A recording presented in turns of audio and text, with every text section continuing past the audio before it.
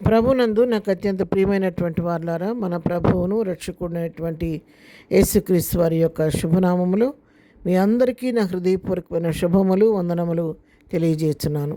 ఉదయకాల సమయంలో దేవుని వాక్యాన్ని ధ్యానం చేసుకుందాము. ఈరోజు వాక్య ధ్యానం కొరకు మనం తీసుకున్నటువంటి లేఖన భాగము కీర్తనల గ్రంథము 107వ కీర్తన 28వ వచనం చదువుకుందాం.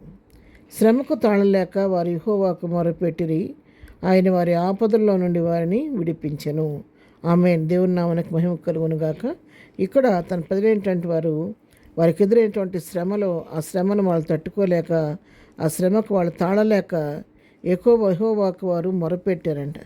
ఎప్పుడైతే యెహోవాకు మొరపెట్టారో అప్పుడు మరి తండ్రి అయిన దేవుడు, యెహోవా దేవుడు వారి విషయంలో జోక్యం చేసుకొని ఆయన వారి ఆపదలన్నిటిలో నుండి వారిని విడిపించనని చెప్పి ఇక వాక్య భాగాన్ని మనం గమనిస్తూ ఉన్నాము.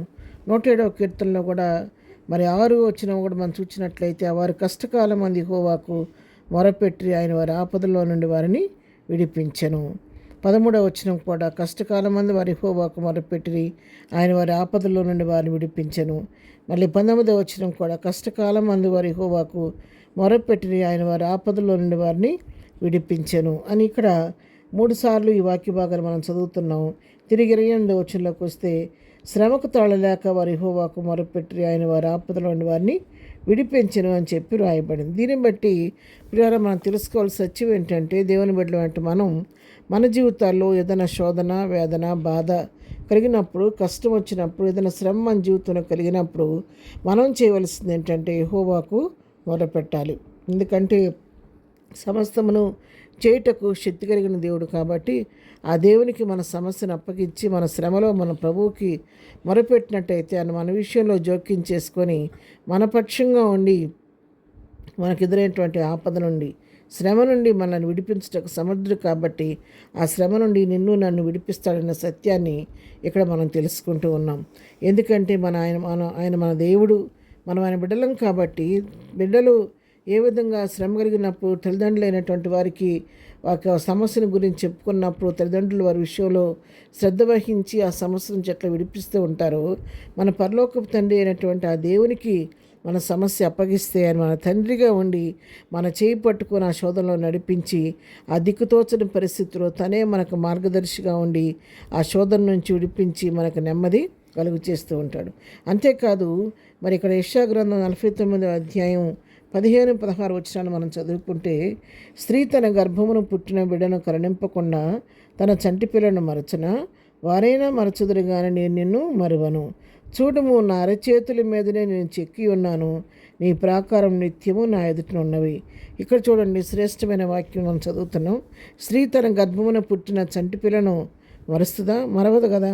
మరవదు. కానీ ఒకవేళ వారైనా మరుస్తారు కానీ నేను మాత్రం నిన్ను మర్చిపోనని దేవుడు మనకు వాగ్దానం చేస్తున్నాడు. అంతేకాదు అంటున్నాడు కదా, చూడుము, నా అరచేతుల మీదనే నేను చెక్కున్నాను అంటున్నాడు.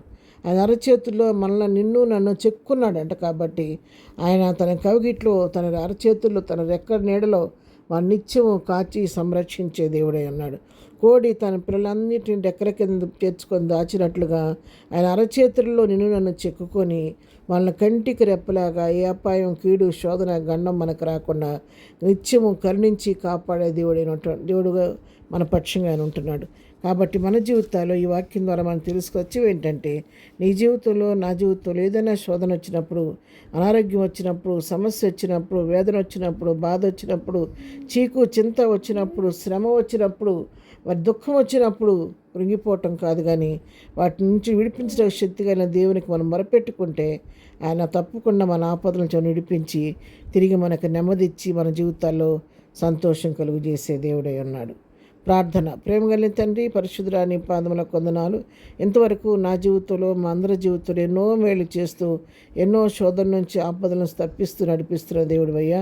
ఇక ముందు కూడా మీరే మా అన్ని పరిస్థితులు చాలిన దేవుడుగా ఉండి మమ్మల్ని ధైర్యపరిచి మా చేయి పట్టుకుని ముందుకు నడిపించండి. ఇదన మే పనిపాట్లో తోడుగా ఉండండి.